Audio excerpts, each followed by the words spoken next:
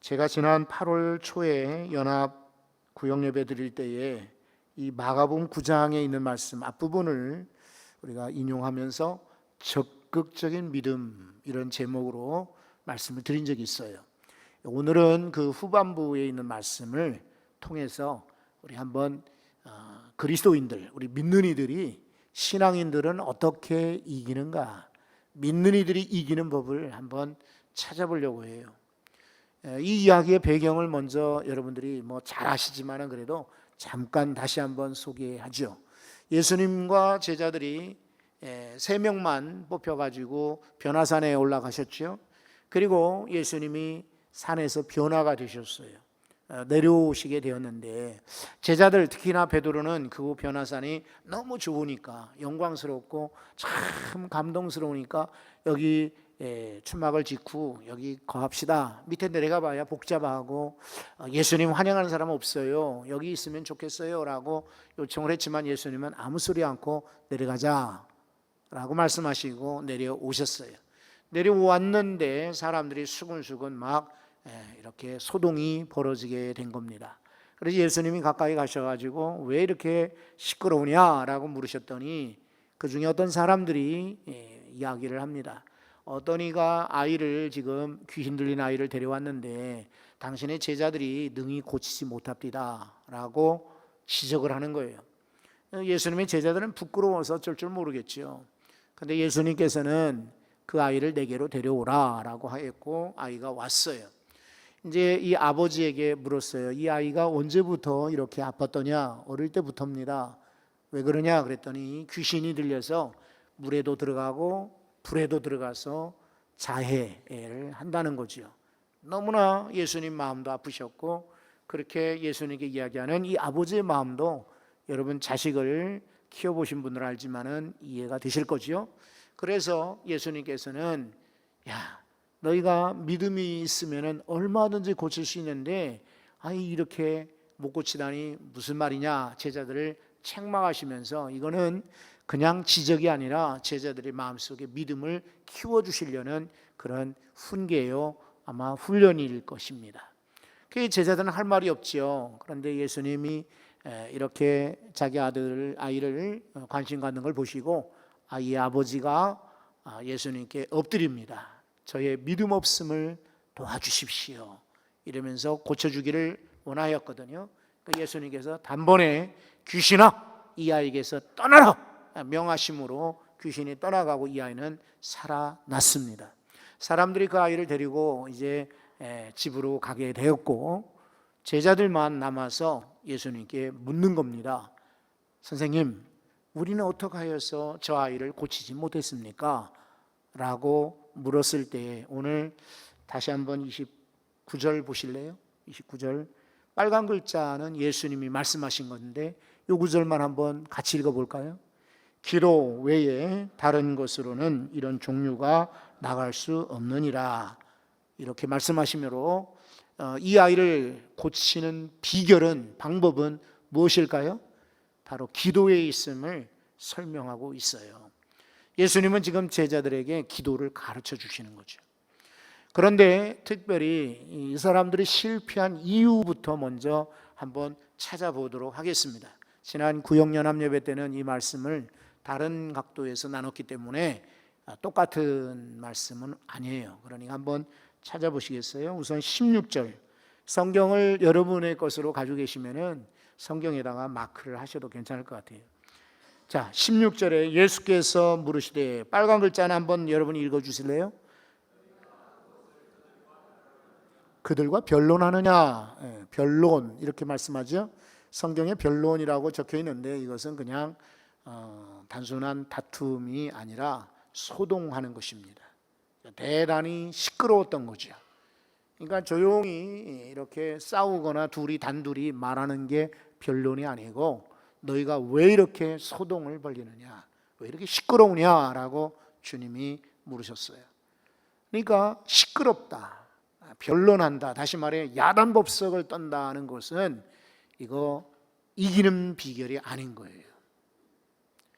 우리는 참 이렇게 좋지 않은 그런 습관을 가지고 있죠. 그래서 자기가 잘못했어도 큰 소리 치면은 누가 이긴다고요? 큰 소리 치는 사람이 이긴다는 그런 속설을 믿고 있어요. 그러니까 자기가 잘못했어도 그냥 대놓고 큰 소리부터 칩니다. 근데 그런 사회적 속설이나 습성들이 교회 안에도 통용이 되고 있어요. 그래, 회의 때 보면은, 그리고 총회 같은 데 보면은 별 이야기도 아니고 중요한 얘기도 아닌데 소리를 지른다. 제가 저 시편과 정신건강의 책에 잠깐 적었어요. 저희는 사당동의 골짜기에서 개척을 했거든요. 맨 처음에 저희 식구하고 저하고 사당동 골짜기에서 개척을 해요. 근데 돈이 없으니까 그 교회 근처에 집을 얻지를 못했어요. 그냥 부끄럽지만은 한 푼도 돈이 없었어요. 그래서 저희 동생이 결혼하기 전에 형님 결혼하는데 그래도 돈이 있어야지 그러면서 얼마간 이렇게 돈을 주었어요. 빌려준 게 아니라 그냥 주었어요. 그래서 그 돈을 이렇게 보증금 삼아서 월세를 총신대학교 상당히 떨어져 있어요. 이곳에 이렇게 빌라 한 칸에 방 얻었고 베란다에 푹 이렇게 싱크대도 없는 그런데 열악한 데서 하여튼 신혼살림을 시작을 했어요. 근데 이제 새벽기도건 전도건 늘 교회를 가야 되지 않습니까? 그렇죠? 교회 갔다가 또 그때는 개척 초기였기 때문에 무조건 저녁마다 기도회를 열었어요. 그러니까 집에 오려면은 큰 길로 오면은 제법 걸려요. 그리고 산을 넘게 되면은 이게 짧아요. 그러니까 저 혼자 올 때는 저희 식구는 그때 이제 배가 서서히 부르기 시작했고 제 혼자 올 때는 산을 넘어요. 그리고 저희 식구랑 올 때는 큰 길로 천천히 걸어와야만 했어요. 이걸 하루에 두세 번씩을 왕복을 했습니다. 차도 없고 그리고 빨리 집에 오고 또 빨리 교회 가야 되기 때문에. 근데 이 산을 넘으면은 이게 다 판자촌이었어요. 지금은 큰 아파트촌으로 바뀌었지요. 바뀌었죠. 하지만은 예전에는 아주 형편없는 그런 이렇게 판자촌이었거든요. 세 가지 소리가 들립니다. 하나, 개소리가 많습니다. 막 이렇게 강아지들이 여기저기서 컹컹컹컹컹하고 희한하게 하여튼 개소리가 많아요. 둘째, 아이들 울음소리가 늘 많습니다. 막 아이들 소리가 많아요. 그래서 사실은 주일학교는 빨리 부흥이 되었어요. 아이들이 많으니까. 그리고 세 번째, 술 먹고 주정 부리고 싸우는 소리가 들립니다. 영락없이 그 소리는 늘 이렇게 들으면서 산등성이를 넘었어요. 그 못 사는 사람들일수록 싸우더라고요. 그리고 술을 많이 마셔요. 실은 저는 조용한 장소에서 조용한 동네에서 주로 성장했거든요. 그렇게 시끄러운 데는 제가 살아본 적도 없고 지내본 적도 없고 그런 교회를 겪어본 적이 없어요. 그런데 많은 사람들이 지금도 여전히 변론, 소동, 다툼, 싸움으로 이렇게 자기가 이기고자 합니다. 여러분, 이것은 절대로 성도가 이기는 방법이 아닙니다. 오히려 조용하게 논리적으로 그리고 침착하게 필요한 말로 이기는 사람들이 진짜 이기는 사람입니다. 그런 거로 여러분 각오하십시오. 내가 이기는 사람이 되고 싶은가? 지고 싶은가? 지고 싶은 사람은 아무도 없을 거 아니에요. 소리 지르는 사람은 절대로 이기는 사람이 아닙니다. 변론 조심해야 돼요. 또 여러분 17절 말씀을 한번 보십시오. 무리 중에 하나가 대답하되 선생님, 말 못하게 귀신 들린 내 아들을 선생님께 데려왔나이다. 누구한테 데려왔다고요? 처음에 선생님, 예수님께 데려왔어요. 그런데 처음에 데려왔을 때 이곳에 예수님이 계셨어요? 안 계셨어요? 예? 변화산에 가셨죠. 그죠? 안 계셨어요. 그런 거로 이 아이를 고칠 수가 없는 거예요. 예수님 빼놓고 제자들만 모여 있으니 이 제자들이 능히 고치지 못한 거예요. 지금도 아주 간단한 진리 같고 단순한 진리 같지만 맞습니다. 우리끼리 아무리 장구치고 북치고 큰소리치고 그리고 뭐 이것저것 애를 써봐도 내 힘으로는 절대로 이길 수가 없습니다. 교회가 건물이 있고 십자가 달고 조직이 되어 있다고 해서 교회가 아닙니다. 성도가 아무리 많아도 그곳에 주님 빠지면은 그냥 데모돼요, 시위돼요, 운동선수 클럽이거나 취미 모임일 뿐이에요. 그런 거로 여러분, 주님을 모셔야 이기는 줄로 믿으시기 바랍니다. 주님이 안 계신 우리 가정, 주님이 안 계신 사업장, 주님이 안 계신 이 민족 안 돼요. 절대 이길 수가 없어요. 선생님께 데려왔는데 마침 선생님이 안 계셨어. 지금도 주님이 외출 나가는 게 아니라 우리가 배척을 하는 거예요. 예수님, 우리끼리 가능합니다. 주님은 간섭하지 마십시오. 주님이 우리를 위해서 해주는 게 뭐 있습니까? 우리 힘으로 얼마든지 가능합니다. 여러분, 그 사람들은 절대로 이기거나 잘 될 수가 없습니다. 주님 모시고 이길 수 있기를 바랍니다. 또 하나 보시면 19절에 예수님이 지적하세요. 빨간 글자는 한번 19절 읽어볼까요? 다 같이. 믿음이 없는 세대여, 내가 얼마나 너희와 함께 있으며 얼마나 너희에게 참으리요. 그를 내게로 데려오라. 믿음이 없는 세대여 라고 말씀하십니다. 여러분, 이것이 히브리식 혹은 헬라식 사고라고 할 수가 있어요. 동양적 사고와는 약간 달라요. 동양의 사고는 이렇게 처음부터 세게 이렇게 이야기하지 않고 이야기했다, 저 얘기했다, 저 얘기했다, 그리고 나서 본론을 이야기합니다. 그렇죠?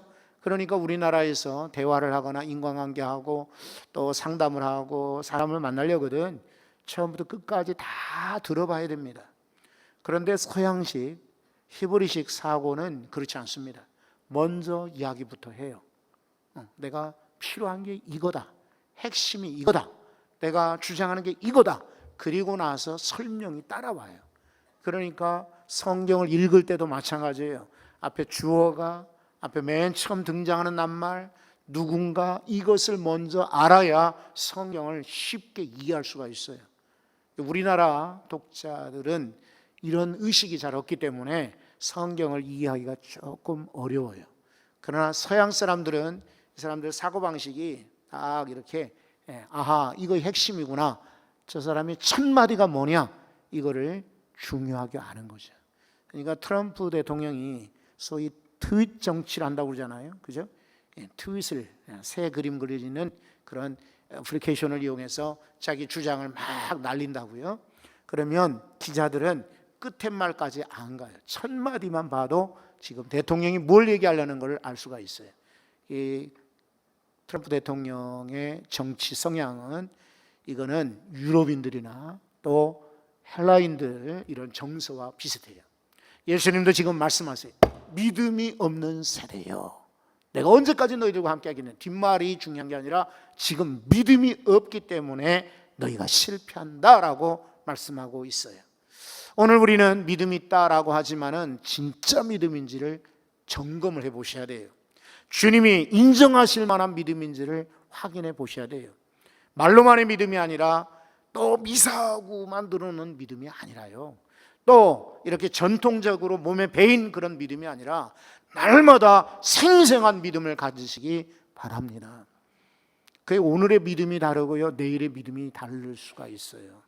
그러니까 믿음이라는 것은 그냥 정체되어 있는 게 아니라 바뀌는 거예요.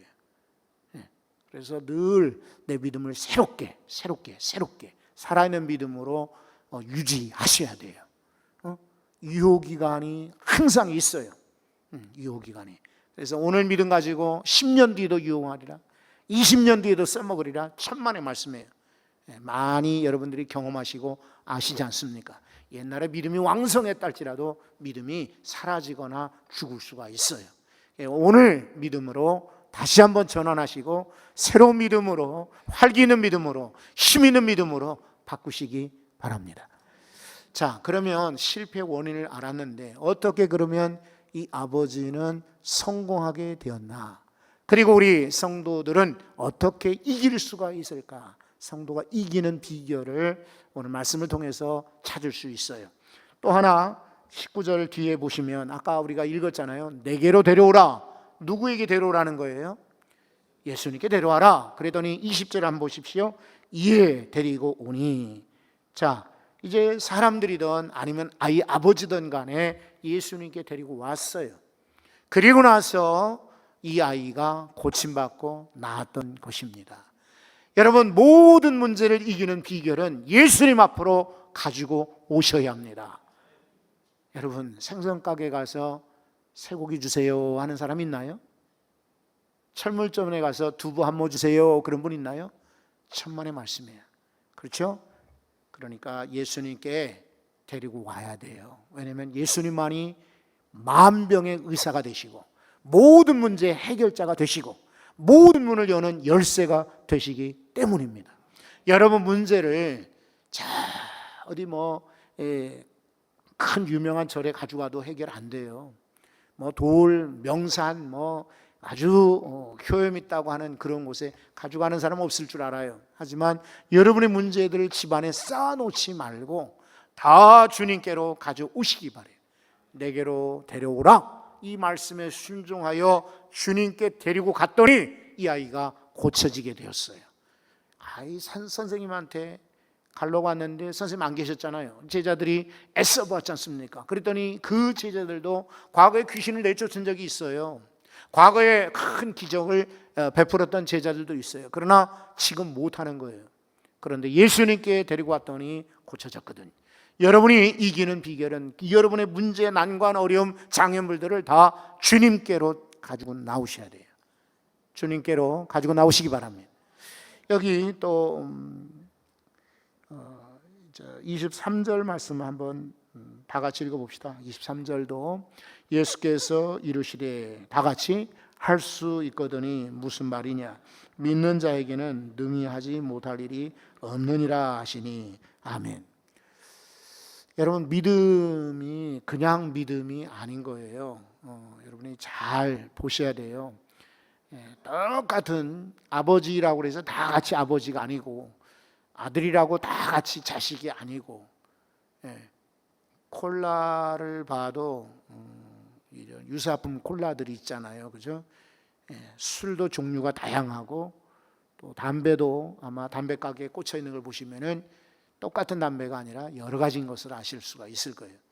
지금 물건들이 워낙 비슷비슷한 게 많이 나와서 약국에 가도 감기약을 주세요 그러면 옛날 같으면 몇 개 안 됐는데 지금은 이름 모를 약들이 널려 있어요. 이런 현상들은 믿음의 세계, 영적 세계도 동일합니다.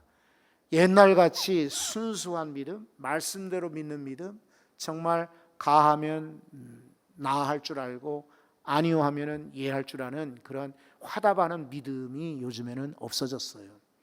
지금은 아주들 신중하죠. 특히 우리 교회 성도들이 아니라 지금 현대교회의 성향이 그런 것 같아요. 쉽게 아멘하지 않고 동의하지 않고 따라오지 않습니다. 이런 것들이 때로는 신중하고 정말 분별력 있는 것은 너무 감사하고 좋겠으나 예전 같은 순수함은 많이 사라진 것 같아서 마음이 아프긴 합니다. 하지만 여러분, 오늘 우리가 주님의 말씀을 이렇게 집중할 때에 믿는 자들에게 능히 하지 못할 일이 없다. 여기서 말하는 믿는 자는 어떤 것을 믿는 자일까요? 이거는 세상의 현상들 믿고 떠도는 말을 믿고 유행하는 것을 믿는 게 아니라 영원히 변치 않는 진리, 말씀 믿는 자를 의미할 겁니다. 혹시 여러분이 다 아시겠지만은 착각하지 않기를 바라요. 성경 말씀이 있고 설교 말씀이 있고 그날 내게 들어오는 말씀이 있어요. 그날 내게 들어오는 말씀은 100% 좋으냐 중요하냐 그렇지만은 아니에요.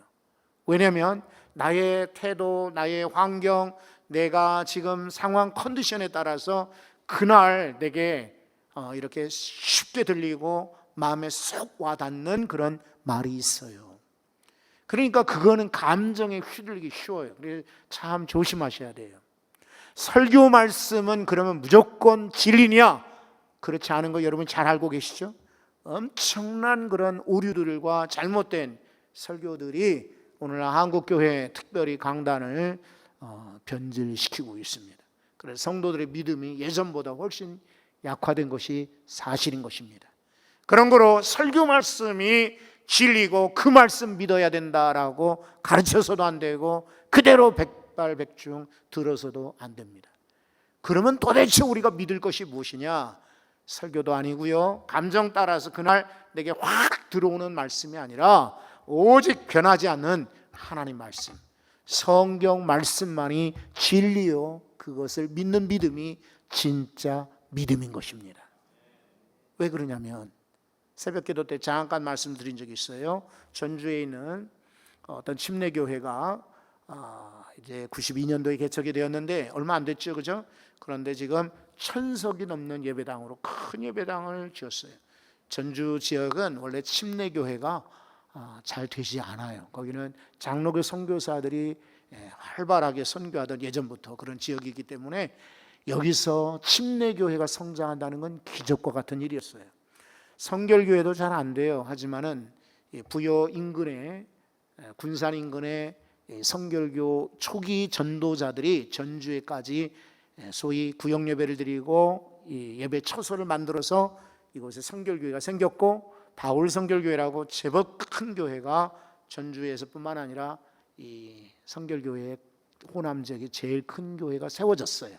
그 바람에 지금은 순복음교회다, 성결교회다, 장로교회다, 감리교회다, 여전히 큰 교회들이 있지만은 그래도 장로교회가 80% 이상이 됩니다. 그런데 목사님이 비전, 꿈을 가지고 이곳에 예배당을 세웁시다. 그래가지고 거기 혁신도시, 신도시에다가 12년 전에 10,000평 넘게 예배당 부지를 구입을 했습니다. 그 비전을 따라서 성도들이 이사 오기도 하고 같이 땅을 위해서 기도했는데, 그동안에 정권이 바뀌는 바람에 혁신도시가 올라갔다가 취소됐다, 올라갔다 부침이 상당했습니다. 그래서 많은 성도들이 실망도 하고 교회를 떠난 이들도 있었는데, 절반 가까이는 이것을 믿고, 그리고 그 교회가 결국은 기다렸다가 지금 큰 예배당을 짓게 되고, 지난 주간에 첫 예배로 하나님께 영광을 돌리게 됐다, 뭐 이런 이야기가 신문에 소개된 적이 있습니다. 그런데 그 신문 기사를 읽으면서 조심스러운 게 있습니다. 뭐냐면 과연 목사님의 비전이 하나님 비전이냐? 100% 그렇지는 않은 거예요. 그런 교회의 특징들은 설교 말씀을 진리의 말씀보다 더 중요하게 여기는 거죠. 그래서 목사님이 비전을 설파하면 그것이 진리라고 믿고 따라가는 것이죠. 잘 될 때는 감사하지만 만약에 문제가 생기게 되면 걷잡을 수 없는 그런 소용돌이에 처하게 되고 문제에 휘말리게 될 겁니다. 그래서 제발 부탁하고 당부를 드리는데, 여러분, 누가 와서 이런 얘기, 어떤 유명한 강사가 저런 얘기, 어떤 목사님이 저런 얘기 할지라도 그 말씀이 100% 진리라고 믿기보다 100% 가장 순수한 말씀은 오직 성경 한 권뿐이다. 만약에 설교자가 성경대로 전한다면 우리는 하나님 말씀으로 받겠노라. 여러분, 이렇게 배우시기 바라요. 이렇게 각오하시기 바라요. 누가 아무리 말 잘하는 사람이 와서 여러분을 현혹시킬지라도 그것이 하나님 말씀 아니면은 우리 배척하고 그건 믿어서는 안 돼요. 미리 당부를 드리는 거니까. 지금 하도 세상이 악하고 타락해서 이단에 쫓아가는 사람들 많기 때문에 그래서 말씀을 드리는 거예요. 믿음이 전부인 것처럼 보이지만은, 그러나 그 믿음은요, 말씀에 근거한 믿음이어야 합니다. 이것은 초대교회가 가르쳤고, 종교개혁자들이 가르쳤고, 18세기 경건주의자들이 가르쳤고, 19세기 우리 한국에 왔던 초기의 선교사들이 가르쳤고, 성결교회 초기의 목회자들이, 그렇게 설교자들이 강조했던 것이 말씀에 기초한 진리, 믿음이었습니다. 여러분도 믿음 만능을 외치는 것이 아니라 성경이 만능이지 믿음이 만능일 수가 없어요. 성경 따라 믿을 때에 능치 못할 일이 없다. 능하지 못하심이 없느니라. 이 말씀을 따라가실 수 있기를 바랍니다. 그리고 이기는 비결 중에 하나는요, 예수님께 원인 분석 묻는 거예요. 여러분, 제자들이 27절 보면은 예수님이 이제 이 아이를 고치셨잖아요. 손을 잡아 일으키시니 아이가 나았다. 이거를 봤을 때 제자들은 얼굴이 그냥 머리부터 발끝까지 창피했을 거예요. 야, 우리는 못 고쳤는데 예수님 어떻게 저렇게 금방 고칠까? 아주 부끄러웠을 거예요. 그러면서 이제 조금 장면이 바뀌었죠. 28절입니다. 집에 들어가셨을 때 제자들이 조용히 물었습니다. 우리는 어찌하여 능히 이 아이를 고치지 못했습니까? 저는 제자들에게 그래도 가능성이 있다고 하는 것은 바로 이 지점이라고 생각돼요. 그냥 실수했다, 실패했다 이것으로 덮으려고 하지 않고 끝나지 않고 왜 나는 실패했을까? 나는 왜 못 고쳤을까? 나는 왜 이기지 못했을까? 이거 원인을 찾으려고 했던 제자들의 자세가 사실은 필요한 거죠. 우리는 사람들한테 피드백을 잘 안 받으려고 해요. 먼저 떠난 목사님한테 우리 교회 오셨을 때 설교를 이분이 맡아 했거든요. 근데 아무리 생각해도 이분한테 한마디 해야 되겠다 마음이 있어. 그래도 조심스럽더라고요. 그래서 저기 인천 쪽에 길병원인가 갈 때 멀리 차를 타고 갈 때 단둘이 차에 탔을 때 물어봤죠. 목사님, 혹시 제가 어제 하신 설교에 대해서 한마디 해도 괜찮을까요? 그랬는데 여러분, 담임 목사예요. 이분은 부목사님이에요. 그러면 설교에 대해서 한마디 할게요 라고 이야기할 때 보통 사람 같으면 뭐라고 하겠어요? 네? 당연히 그래야죠. 당연히, 그죠? 예, 해주세요. 그래야 되는데 나는 귀를 의심했어요. 하지 마세요. 그냥 싸늘하게 얼어붙었어요. 그도 말 않고 나도 말 않고 한참 동안 그냥 병원 앞에까지 그냥 조용히 갔어요. 나는 이럴 줄 몰랐어요. 좋게 제가 사실은 마음속에 이걸 해야 될까 말아야 될까 하다가 그래도 정중하게 물어봐요. 제가 그분이 없고 저가 지금 설교하기 때문에 정중하다라고 표현하는 게 절대로 아니고 사실은 그런 마음으로 물어봤던 거예요.